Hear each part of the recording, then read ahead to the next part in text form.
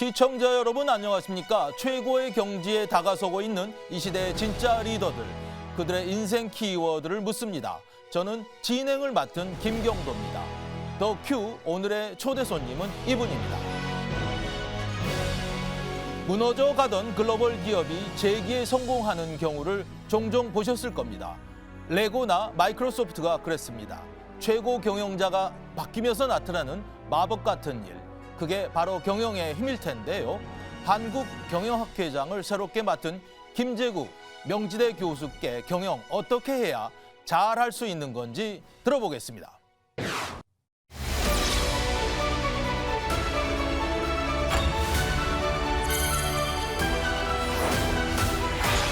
혹은 도발적이라고 할 수도 있는데 저는 이제 죽은 경영학이라는 표현을 사실은 제가 썼습니다.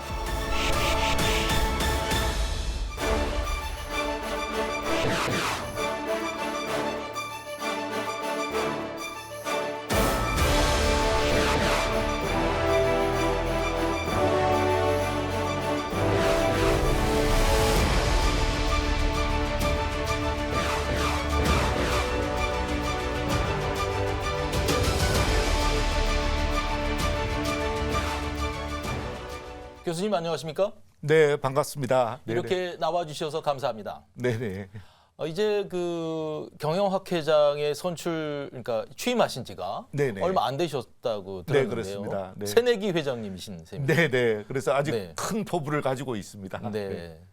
그 한국 경영학회에 대해서 모르시는 분들도 많을 테니까 좀 설명을 자세히 해주시겠습니까? 네, 한국경영학회는 저희 대한민국 경영학계 모학회라고 할 수 있습니다. 1956년도에 창립이 된 가장 오래된 학회이기도 하고요. 또 경영학의 여러 분과, 마케팅, 생산, 인사, 회계 등등의 분과학회 회원들이 모두 참여하는 10,000명 정도의 회원을 가진 가장 큰 학회이기도 합니다. 회장님 하면 생각나는 그런 키워드를 한번 뽑아봤습니다. 네.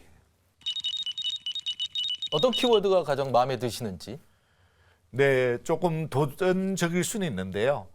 혹은 도발적이라고 할 수도 있는데 저는 이제 죽은 경영학이라는 표현을 사실은 제가 썼습니다. 네. 경영학이라고 하는 것은 한마디로 실천 학문이거든요. 경제학만 해도 우리 가까운 인접 학문인데 죽은 경제학자의 살아있는 경제 이야기라는 것이 아주 베스트셀러가 된 적이 있습니다. 그렇습니다. 근데 경영학은 현장학이어야 되는데 과연 지금 경영학이 기업에게 도움이 되고 있는가?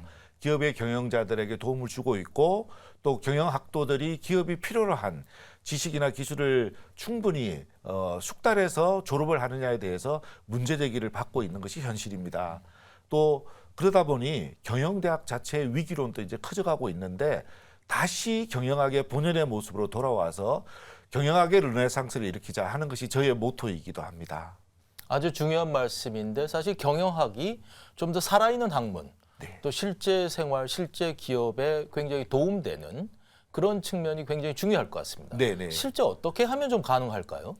네, 결국 그 경영학이 가장 가까운 연구 대상이자 협업의 대상이 우리가 흔히 산학연 얘기하지만 무엇보다도 단연코 기업이라고 할 수 있겠습니다.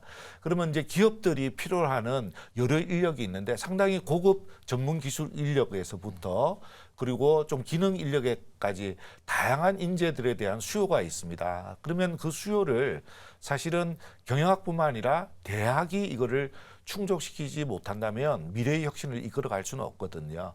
그러니까 특별히 이제 경영학은 일반적인 관리 능력뿐만 아니라 최근에 부각되고 있는 기업가 정신을 기반으로 해서 혁신 또 창업 스타트업을 일으켜낼 수 있는 그래서 자원을 발견하고 모아내고 기회를 활용할 수 있는 이런 것들을 가르칠 수 있어야 된다고 생각하고 있습니다.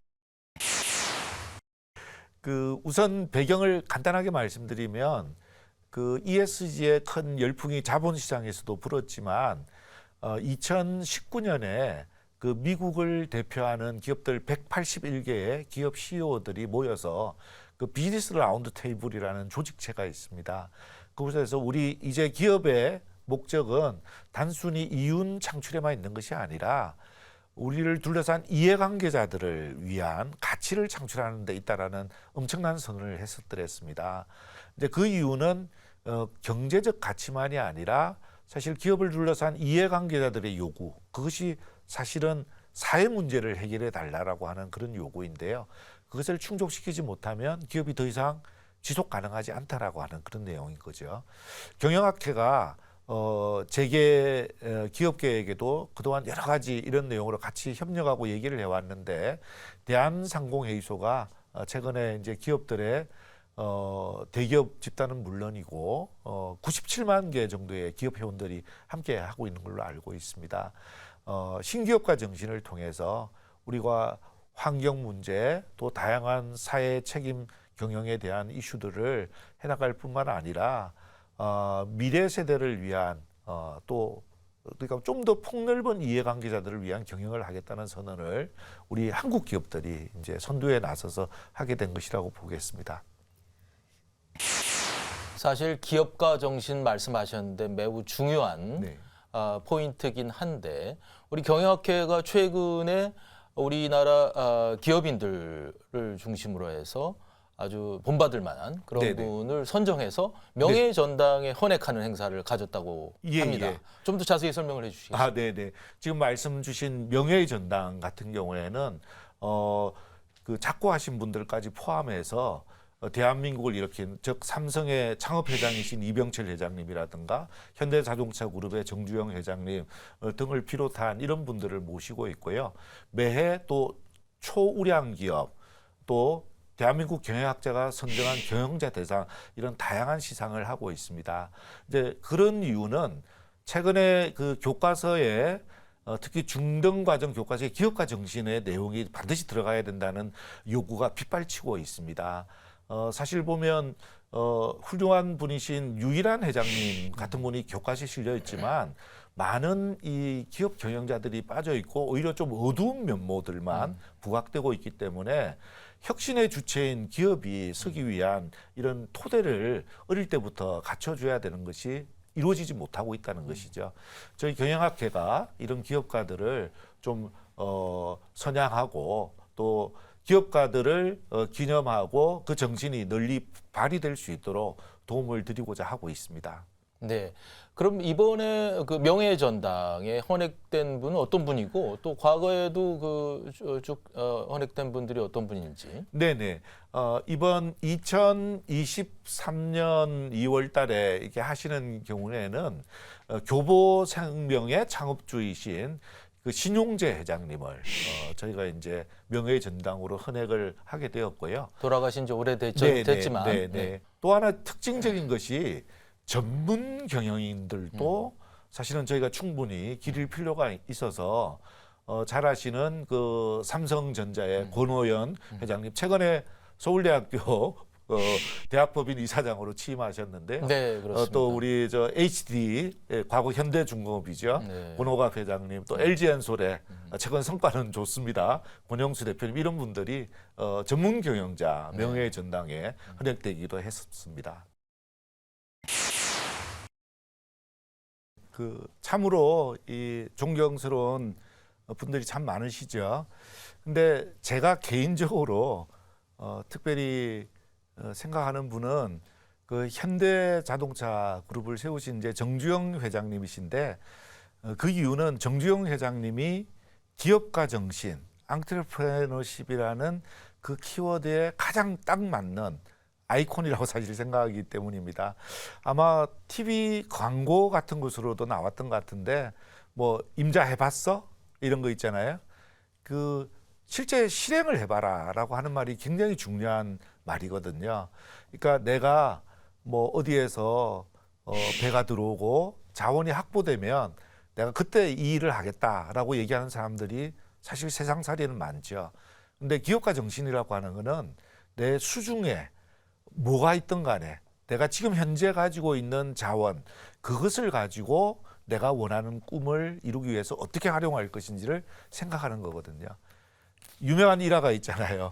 그 조선소 배를 이렇게 건조하는 걸 수주할 때 우리 뭐 거북선이 그려져 있는 지폐를 이렇게 보여줬다라든가 또 이게 조선소독을 이렇게 만들어야 되는데 뭐 조수간만도 있고 그러니까 오래된 패선을 그 바다에 빠뜨려 가지고 새롭게 이렇게 공사를 할 수 있었다든가 이런 내용들은 사실은 뭐 발상의 전환이라고 하는 것만으로는 부족한 그야말로 기업가 정신의 화신으로서의 모습을 보여줬다고 생각합니다.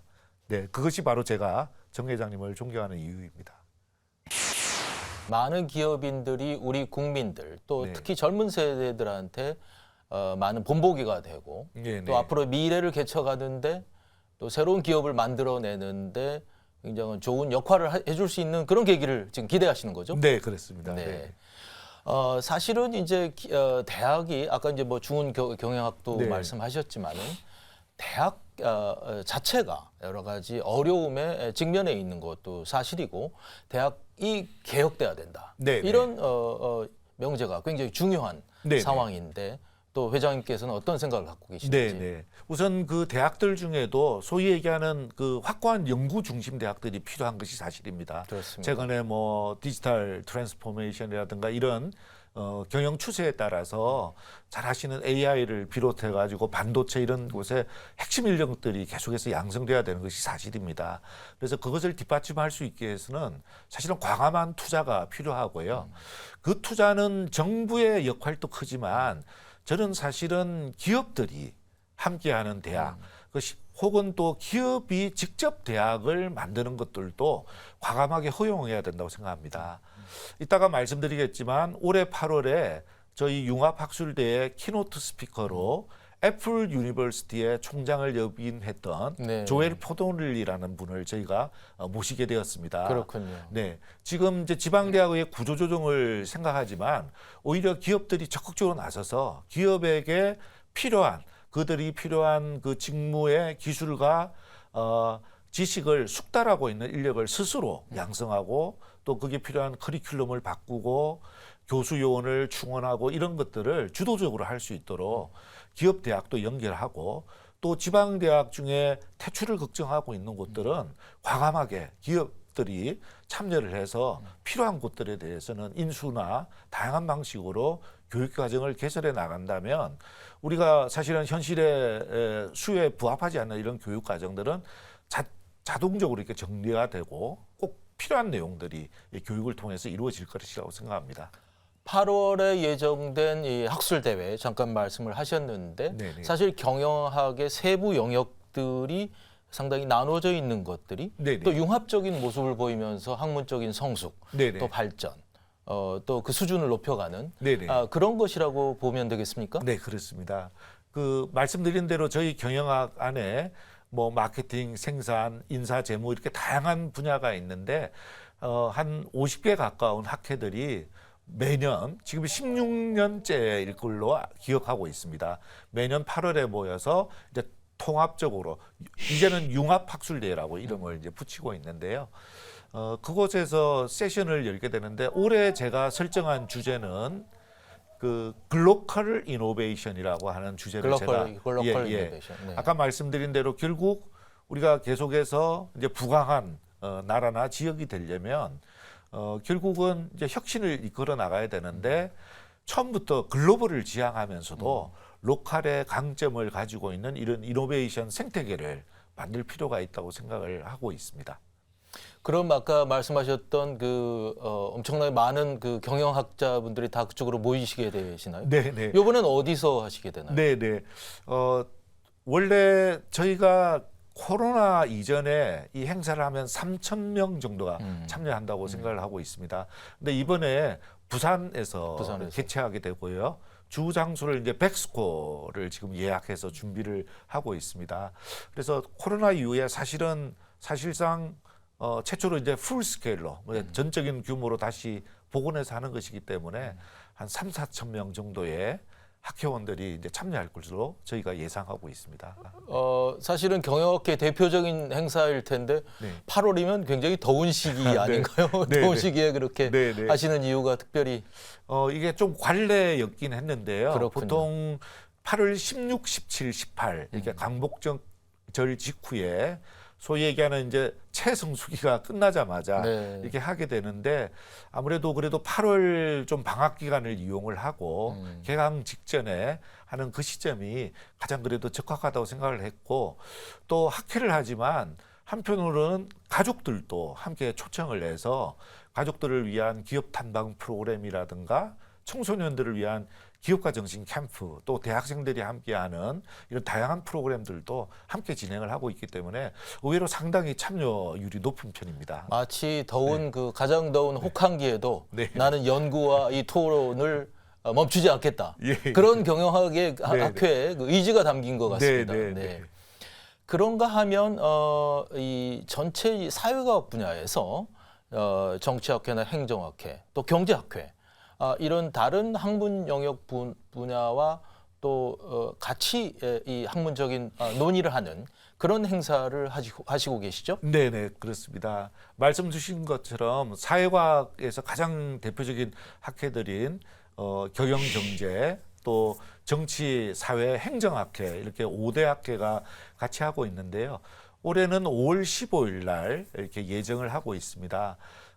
그래서 이번에 주제는 결국 한국 사회의 미래의 전망에 대해서 좀 살펴보고 이런 것들을 문제를 해결하기 위해서 어떤 과제가 있는 것인지 그 해결 방안은 무엇인지에 대해서 학회별로 좀 세션을 맡아서 준비하기로 약속을 하고 있습니다. 학문적인 영역이 다른 분야에서 논의를 하게 되면 훨씬 더 토론이 그 깊이가 있을 수도 있겠고 네네. 해결 과제 해결 내용이 굉장히 또 좀 더 현실적일 수도 있을 것 같다는 생각이 듭니다. 네네 그렇습니다. 사실 저희 경영학회에서는 그 5대 학회의 큰 주제 중에 하나로도 지역 혁신 생태계에 대해서 네. 저희는 다루고 싶습니다. 그런데 제가 다른 학회장님들께 좀 말씀드린 공통의 주제가 있는데요. 잘 아시다시피 최근에 이제 미국의 IRA 같은 이런 내용을 통해서 우리 자동차 업계나 배터리 업계에서 굉장히 많은 관심이 있지 않았습니까?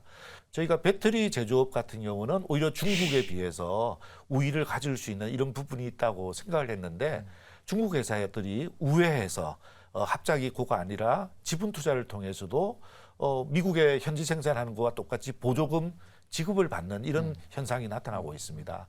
또 미중 간의 이 갈등이 격화되다 보니까 미국 같은 경우도 인도 태평양 지역에서 이를테면 인도를 우방으로 더 가까이 한다거나 또 유럽 같은 경우에도 탄소 국경 조정제도 다양한 이런 내용들이 나오다 보니까 결국 제가 생각하기에는 한국에서 더 많은 리쇼링이 일어나서 여기서 투자도 하고 공장도 짓고 고용이 늘어나야 되는데 지금 국제 정세는 어떻게 보면은 그 우방 국가들이 원하는 대로 혹은 그들이 주도하는 흐름대로 투자나 고용이 좌지우지될 가능성이 굉장히 많거든요. 근데 이거는 기업들로 봐서도 개별 그룹에서 뭐 첩보 탐지나 이런 걸 할 수 있어도 대응은 적극적으로 하기 어려울 수 있습니다. 이런 내용은 국가의 전략이라는 차원에서 특히 우리 사회과학을 대표하는 학회들 같으면 뭐 정치, 경제, 뭐 행정 다 마찬가지 아닙니까? 이런 차원에서 좀 검토가 일어나고 정부하고도 같이 협업을 해서 대책을 내고 기업들이 혁신 활동에 문제가 없도록 하는 것 이런 것들을 좀 제안을 한 바가 있습니다. 네. 네. 학문 영역이 실제 기업 현장 네, 또 경제 전반에 걸쳐서 구체적인 역할을 해주고 네, 네. 대안을 제시해 주는 게 굉장히 중요한 것이죠. 네. 네. 그 지금 앞서도 얘기했듯이 이제 경영학이라고 하는 것이 과연 얼마나 실질적인 이런 대안을 만들어낼 수 있을 것이냐라고 하는 고민이 많은데 저는 이제 기업, 대학 나아가서는 이제 정부에 이르기까지 저희 경영학의 소위 문제 해결 학문으로서의 그 실력을 좀 보여줄 필요가 있다고 보는데요. 하나의 딱 키워드는 이것입니다. 결국은 우리가 글로벌을 지향하는 지역 혁신 생태계를 만들지 않고서는 답이 없다. 근데 그렇게 하기 위해서는요. 제일 먼저 해야 될 것이 정부의 각종 규제를 철폐하고 테스트 베드라고 하는 것을 만들 수가 있어야 됩니다. 그 라이브 테스트 베드를 각 지역에 그러니까 이제 시도지사라든가 이 지자체 단체장들이 앞장서서 그거를 자기들이 고유한 특성을 살려서 다양하게 해나갈 수 있게 해야 되는데 라이브 테스트 베드가 나오더라도 그다음에 중요한 것이 스타트업이나 이렇게 되려면 거기에 그 인증 제도, 인증과 검증, 시험 기관들이 그게 요소요소 포진하면서 그것들을 검증을 해줘야 됩니다. 그러고 나면 그 다음에 초도 구매 시장이 굉장히 중요합니다. 잘 아시는 것처럼 뭐 영국의 셰필드 같은 이제 좀 중부에 있는 낯선 도시 같지만 그곳이 바이오 클러스터로 이제 굉장히 크게 되었는데 이유는 간단합니다. 셰필드 시립병원이 있어서 그 많은 바이오 스타트업들이 좀 들어왔을 때 초도 구매를 적극적으로 해줬습니다.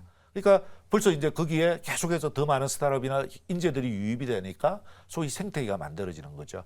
초도 구매 시장이 이루어지고 일정한 임계점에 달하는 유효 혁신 시장이 이루어지게 되면 그다음부터는 그 안에서 생태계가 자동적으로 돌아가는데 한국은 그동안에 어떻게 보면 상당히 중앙 집중적이고 또 정부 주도의 산업 정책이라는 그 여파가 여전히 있는 거죠. 현실에서는 작동되지 않은 지가 오래인데도 불구하고요. 그런 내용들을 사실은 기업들과 함께 경영학이 좀 만들어갔으면 하는 그런 포부를 가지고 있습니다. 경영학회가 또 더 나아가서 사회과학 분야의 여러 가지 학회들이 사실 규제 완화에 네네. 여러 가지 천병 역할을 네네. 또 실제적인 대안을 제시할 수 있는 그렇게 돼야 될 것 같습니다. 네네. 저는 그래도 제가 일관되게 삶을 통해서 가져왔던 관심은 기업을 통한 사회 혁신이라고 볼 수 있거든요. 뭐 영어로 얘기해서 죄송하지만 Social Innovation through Enterprise라고 그게 아마 제가 대학 다닐 때는 우리 한국에 또 필요한 민주화라고 하는 것이 필요했던 그런 시대였습니다. 사회 변화에 대한 요구가 굉장히 컸었고요.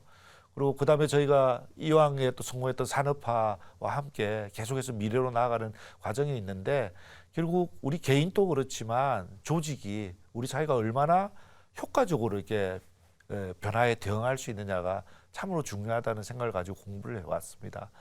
저는 결국 우리 사회 변화에 있어서 정부의 역할도 크지만 한국이 가지는 많은 문제가 좀 뭐랄까요? 정부 주도 이런 것에서 발견되는 경우도 이제는 커졌다고 봅니다. 오히려 기업을 필두로 해서 민간에게 더 많은 자유와 자유를 주고 또 민간이 주도해서 사회혁신을 이루어낼 수 있을 때 대한민국은 훨씬 더 행복하고 잘 살 수 있는 이런 나라가 될 수 있다는 신념을 가지고 있습니다. 그래서 저는 뭐 기업을 통한 사회혁신 이것을 제가 좀 말씀을 드릴 수 있을 것 같아요. 오늘 그 회장님의 말씀을 듣고 보니까 아까 처음에도 지적해 주신 죽은 경영학이 아닌 살아있는 경영학을 실제 또 실천해 주시고 많은 그런 토론의 장을 만들어 주실 것으로 아마 이렇게 느껴지는데요. 오늘 말씀 너무 감사합니다. 대단히 감사합니다. 이 시대 리더에게 물어보는 더 큐, 오늘은 한국경영학회장 임기를 새롭게 시작하신 김재구 회장님을 모시고 말씀 들어봤습니다. 시청자 여러분 시청해 주셔서 감사합니다. 다음 시간에 또 뵙겠습니다.